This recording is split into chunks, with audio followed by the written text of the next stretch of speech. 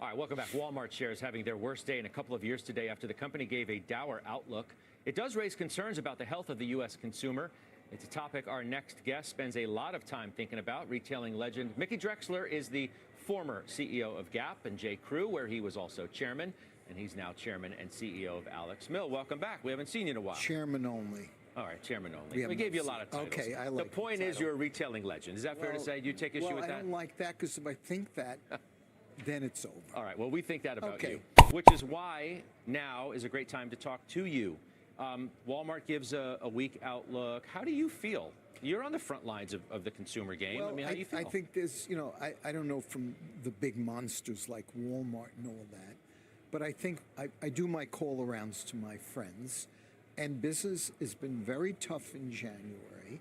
Business is tough in February. Might be weather. Inflation ain't going anywhere. I think tariffs, who knows what's going to happen with that. And everything, it's sale. And the designers are getting not great PR these days. Prices are high. So, and I think people are worried about their jobs. I don't know that. But you're not describing a landscape that sounds pretty good. Well, I always look at worst case. And then I'd like to beat expectations. But I don't think look, I've been saying in retail that it's all about the product. It's all about integrity of pricing, good value. And I think today it's discount. TJ Maxx has real prices every day. Friend of mine, I told him I was coming on. They said that Old Navy, which I started over 25 years ago, was the first day in, day out value fashion company. No sales. You knew exactly what you're getting when you walked in the door, the price you're going to pay. And it was style and fashion, which is always part of it, but style that does not go out of fashion. I'm wearing a vintage outfit. Everything I wear is old, maybe because I'm old, but Yeah, you do vintage well. No logos. Your company now, what you describe as aspirational, is doing pretty well. It's doing. I'm very happy to say it's having its moment now.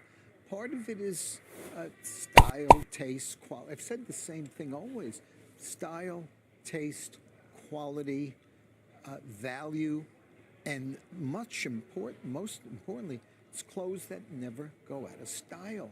So I amortize whatever I buy.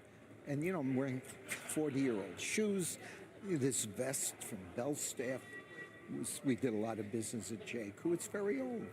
My shirt's 2014. Since you say, how's the higher end? How's the higher end doing? Well, what I hear, and, I hear it's very difficult. There's price issues out there, which, some of the prices are whatever. And there's big expansion. And the people, I think, this is personal opinion, it's not such a big deal to wear a designer thing anymore. Logos, the vintage business has never been better. The dupes, which I just learned about, the counterfeits, I've heard never done better. Walmart had the working bag, the Hermes Birkin. So I think we're in a good place now. They trust us. We've come into our own a bit, and we have nice clothes, and you don't throw them away.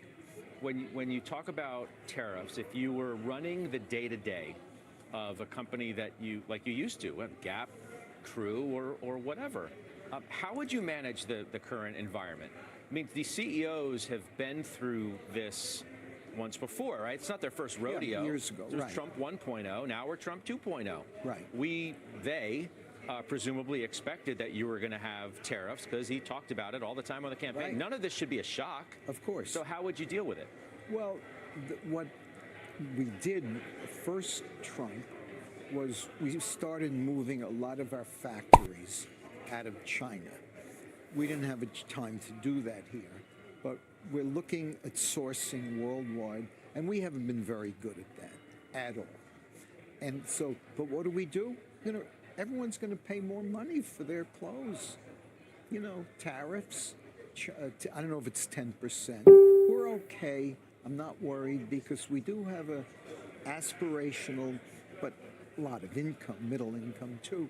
But our prices are very fair now because I don't want to be greedy ever. Value, value, value. But if you were, let's say, you're sitting in the corner office at a company like Gap, it sounds like you'd have no choice, you're saying, but to pass the costs on to the consumer.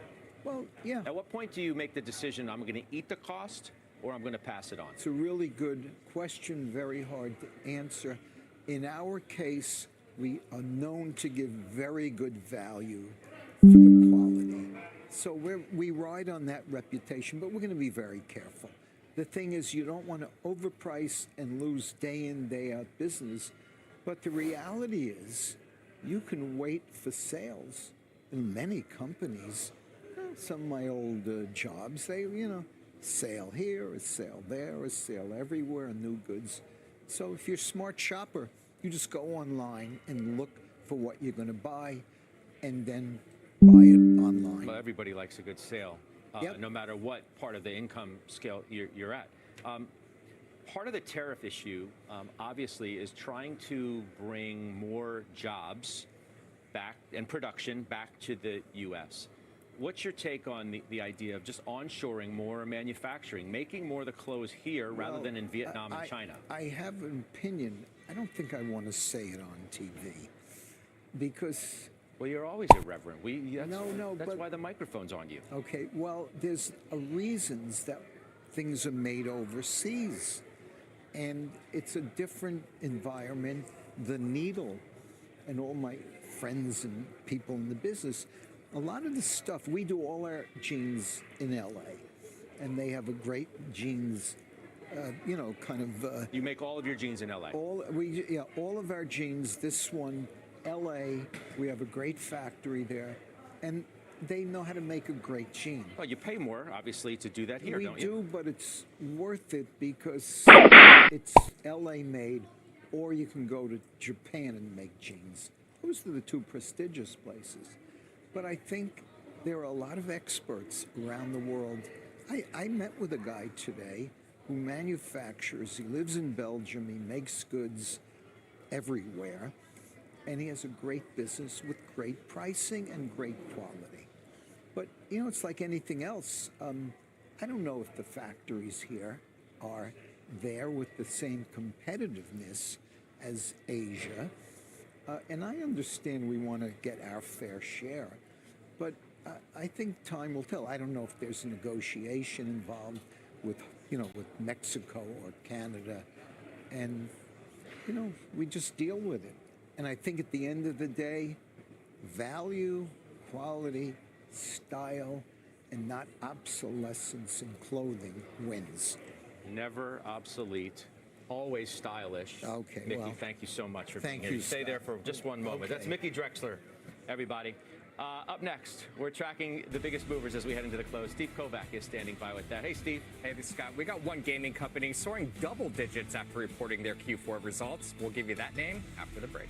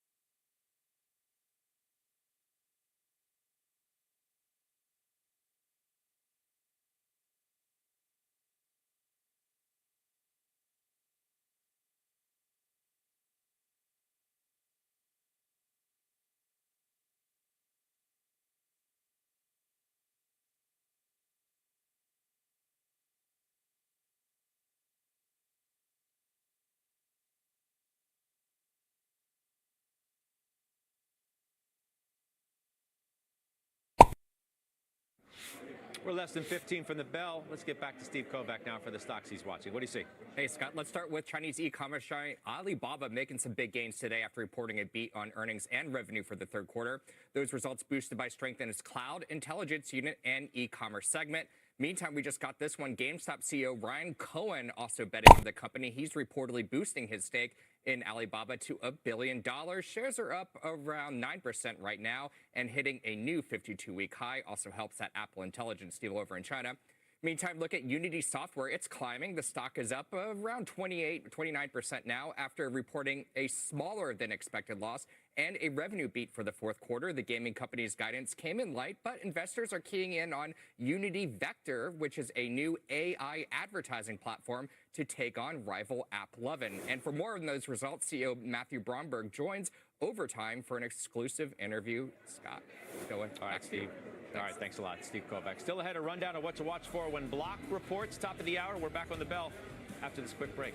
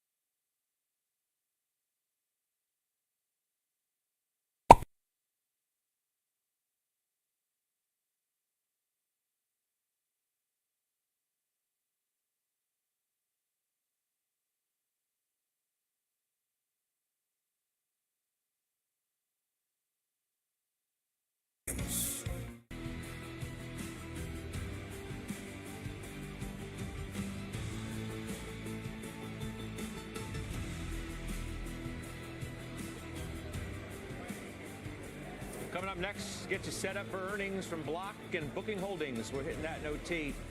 That and much more in the Market Zone next.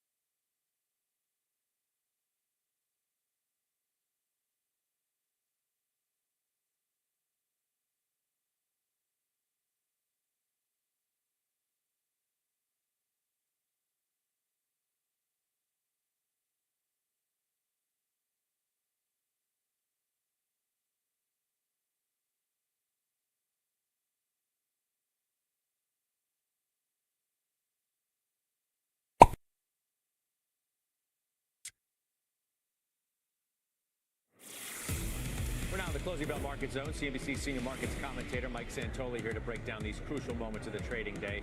Earnings, we are on patrol today in OT. Mackenzie Sigalis on Block and Tessa Brewer on Booking. Mackenzie, you first.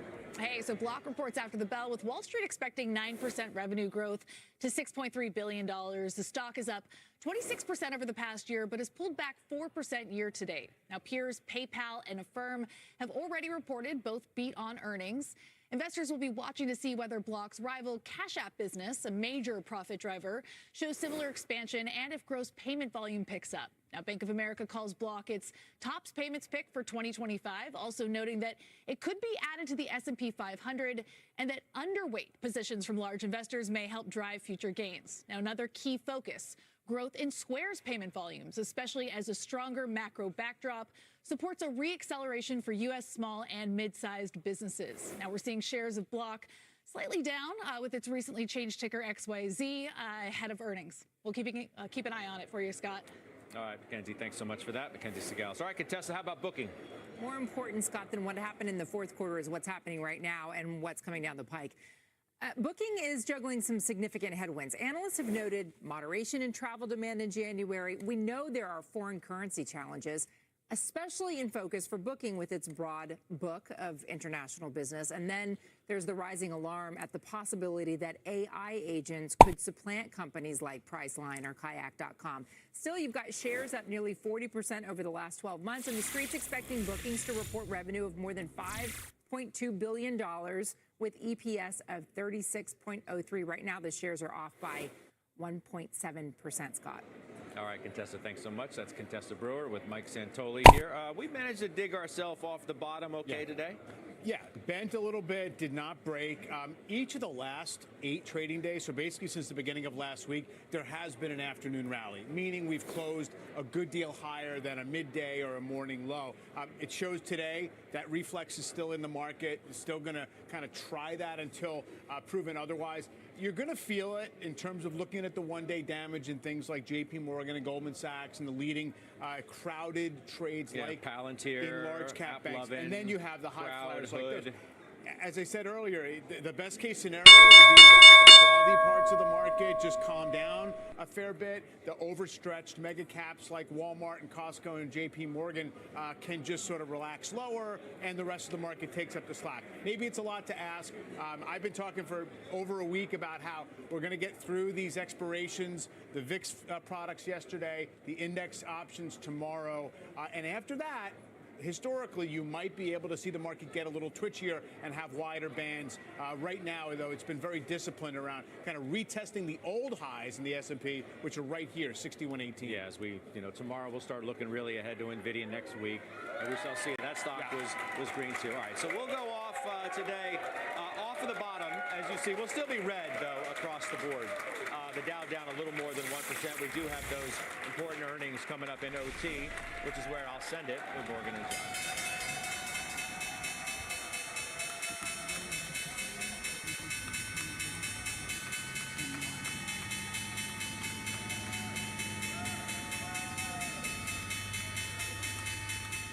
That's the end of regulation.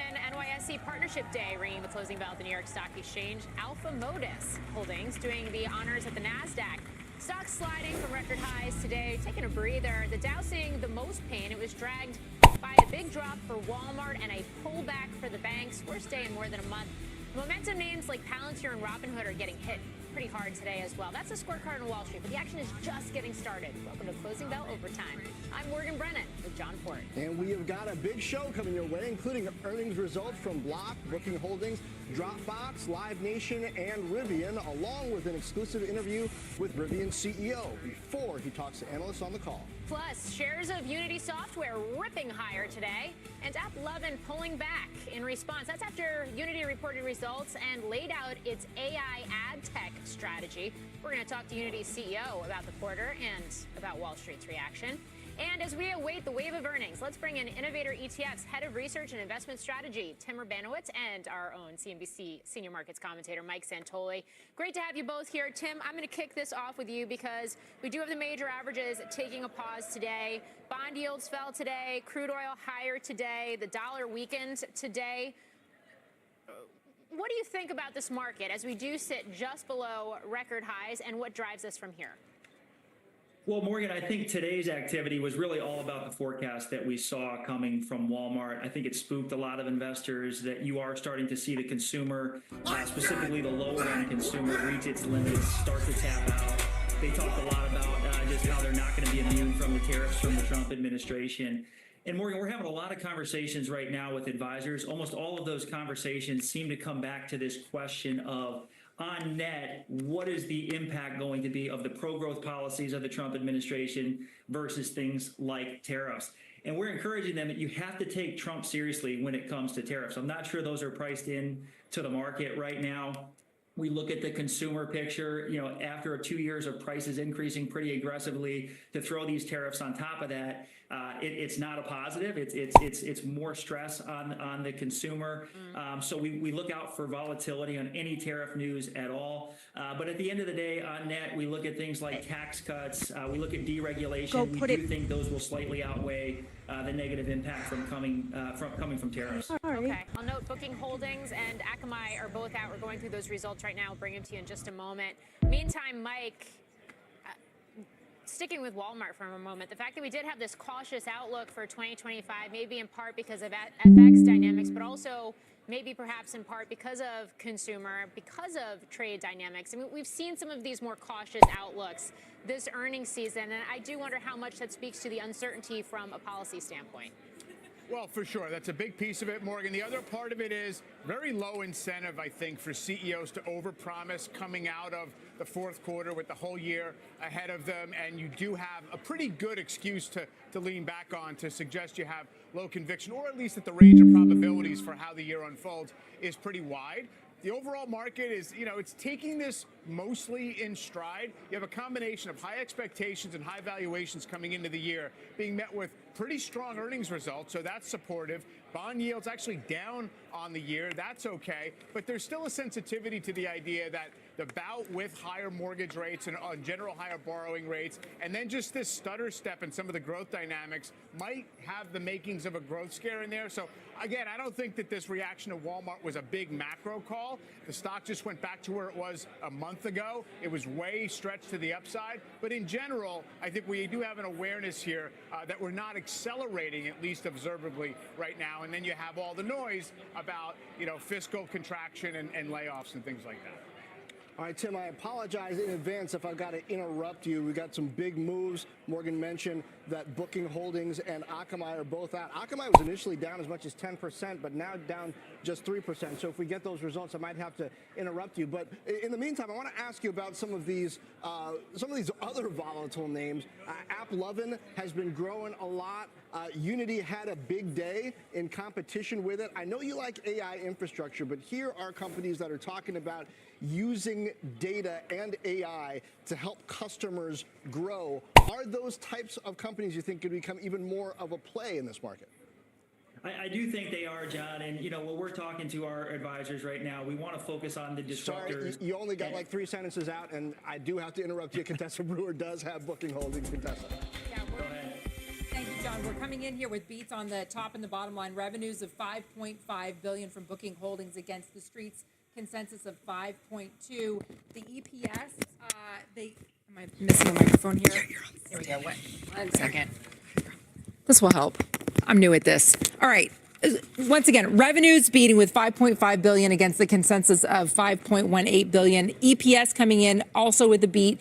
41.55 adjusted. The Street was expecting $36.03. We're looking at room nights up 13%, gross bookings up 17% against the previous year. Gross bookings actually, again, a beat coming in at $37.2 billion against the Street consensus of $34.59 billion. And Booking says it's increasing its dividend 10% to $9.60. You can see the stock is reacting up 3.5%. A mic does wonders, John. Indeed it does. You sound wonderful. Also, Rivian earnings are out. Phil LeBeau has those numbers. Phil. John, this is a beat on the top and the bottom line for Rivian with a smaller than expected loss of 46 cents a share. The Street was expecting a loss of 65 cents a share, with revenue coming in at $1.73 billion, topping the estimate of $1.4 billion. The numbers within the numbers in the fourth quarter, as the company was predicting it would, it did turn a gross profit in the fourth quarter, a gross profit of $170 million. Automotive was $110 million gross profit.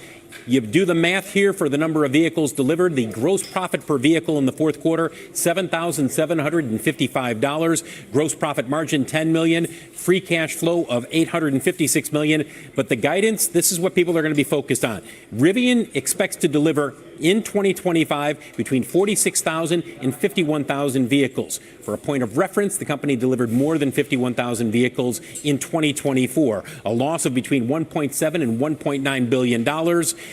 A capex guidance of spending between $1.6 and $1.7 billion. They do expect to turn a modest gross profit in 2025, but they also note the outlook is challenging. The environment for EVs is challenging. Lots to discuss with Rivian CEO RJ Scaringe. As you guys know, it's an overtime exclusive coming up in just a few minutes. We'll talk all about the Q4 results, but more importantly, the guidance for 25. Guys, back to you. Looking forward to that just shortly. And meantime, Dropbox earnings are out as well. Seema Modi has Dropbox. Seema? This is the cloud storage company reporting fourth quarter results that did beat Street expectations, John. 73 cents versus the 60 $1.52 estimate, so a big beat there on its bottom line. Top line, a revenue of $644 million, which is also ahead of what analysts were expecting. The main metric to look here for Dropbox is annual recurring revenue, which came in at $2.57 billion. That's in line with the street. And I would also point out that paying users now at 18.22 million as compared to 18.12 million same period last year. So they're increasing the number of customers, and billings look good too, with shares down just marginally here in overtime. I'll send it back to you. All right, Seema, thanks. Tim, thanks for hanging tight. Back to you. You barely got your thoughts started. Please do continue.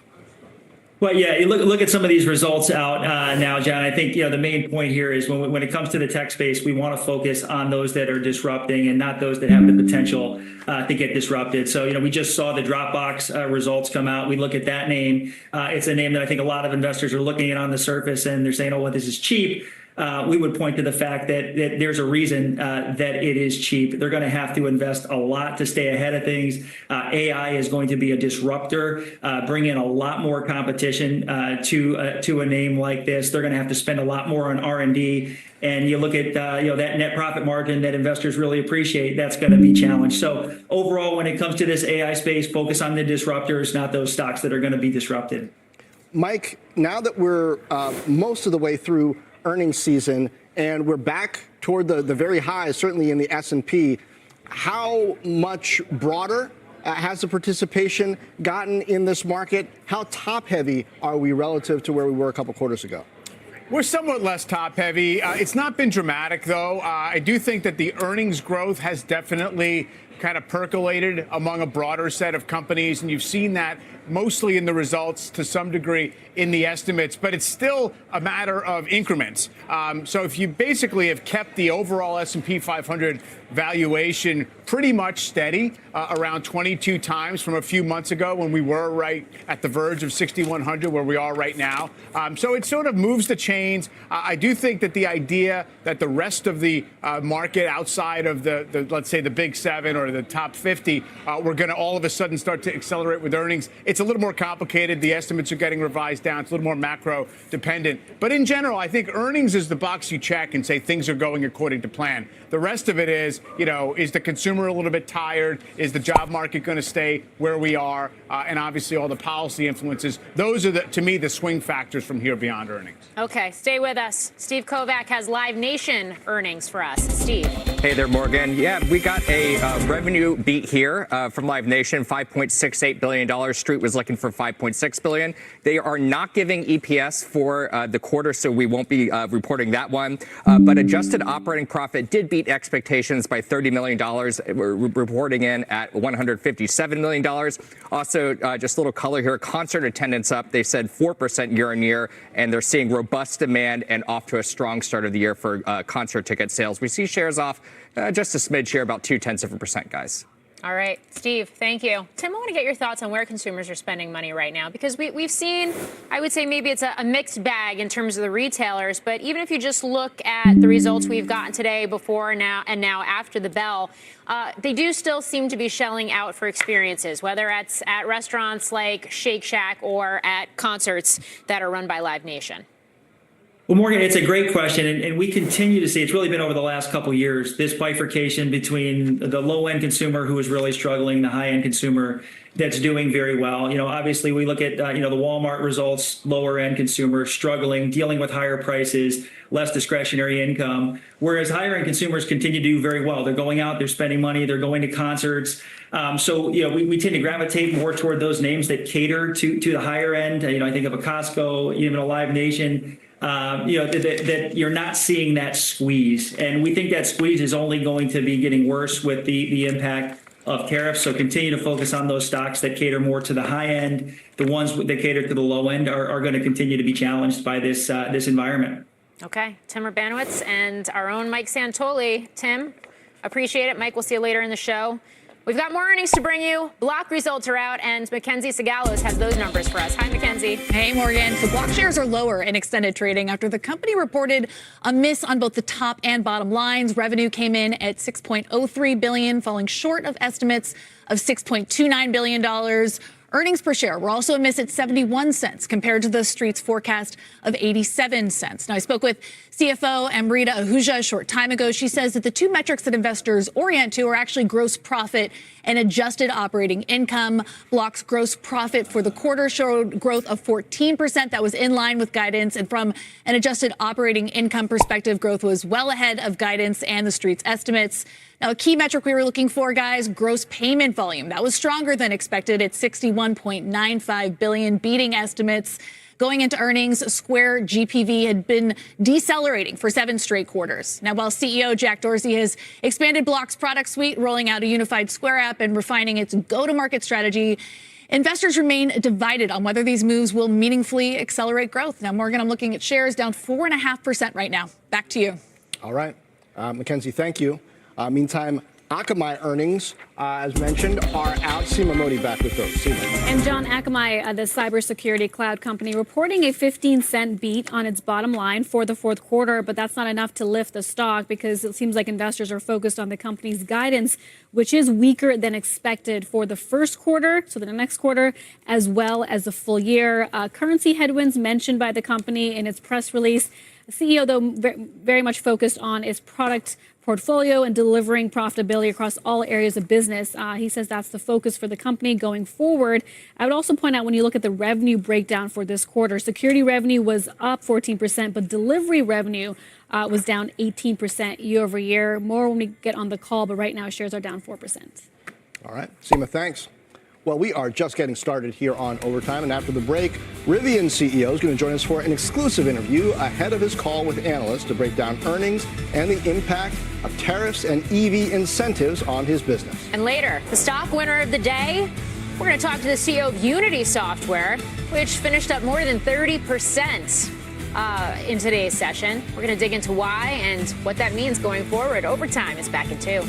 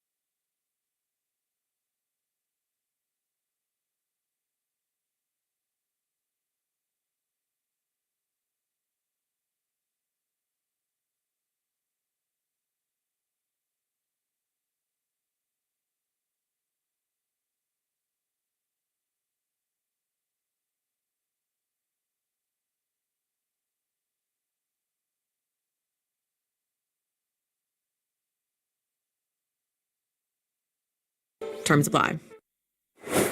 Welcome back to Overtime. Shares of Rivian are higher right now, up about 4% after posting fourth quarter results that showed a smaller than expected loss. Well, joining us now exclusively is Rivian CEO RJ Scaringe, along with our own Phil LeBeau. Phil.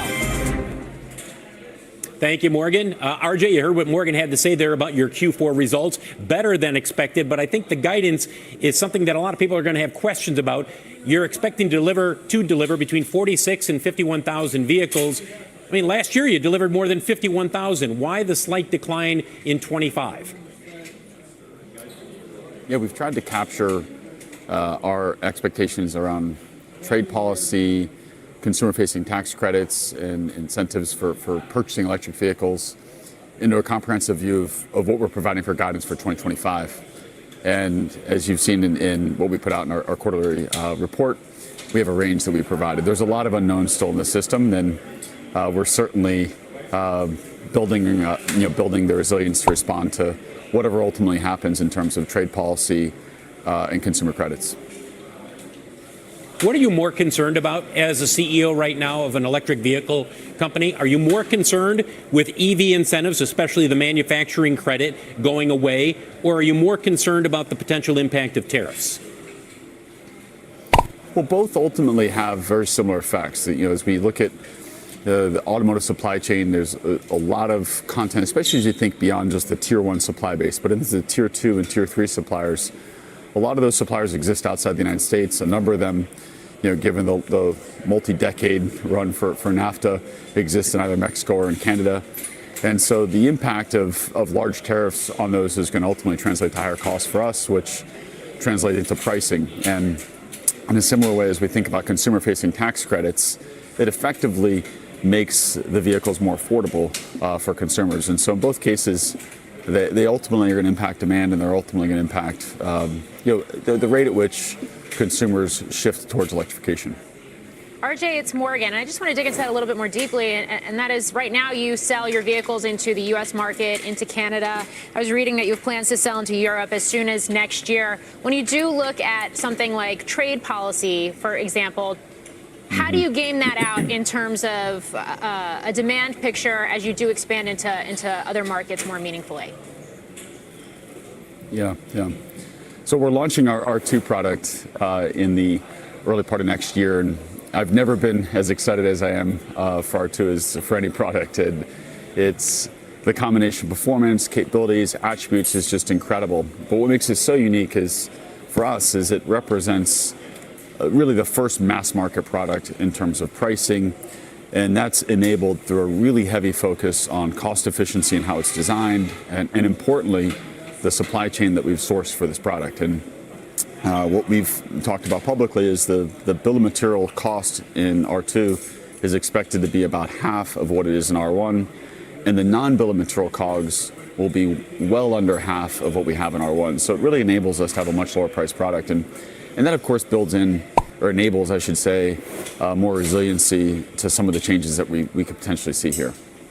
Hey, RJ, it's John. Last quarter on the call, you guys said your lease penetration was 42%. How does it look for the quarter you're reporting now, and how does this environment with the consumer being in the state the consumer is in and the uncertainty around these credits affect that leasing customer? There's certainly a lot of uncertainty, and the things we can control today are continuing to focus on driving cost efficiency in our plant, continuing to improve the product with every software update that comes out roughly once a month, so we see the product getting better and better and better, and then of course our focus on R2. The split between leasing and purchase is something that I would say we're not overly concerned with. We see that moving around. It's going to depend a lot on what happens in terms of tax credits and the overall approach to some of the previous policies that were in place. RJ, I know you're going to begin R2 production in central Illinois next year, but ultimately, has your outlook in terms of when you look into the future, has your game plan changed at all in terms of ultimately opening up a manufacturing plant in Georgia? No, and in fact, we get asked this question a lot around, how we think about electrification on long term. Our perspective is identical today as it was years ago, and that is that the entirety of the automotive world is going to convert to electric. The rate at which that happens is really dependent upon how quickly we as an industry can create lots of choice, lots of options for consumers. And in today's market, particularly in the United States, there's very few highly compelling choices. It's one of the reasons I'm so excited about R2 is that the market needs a highly compelling choice, a highly compelling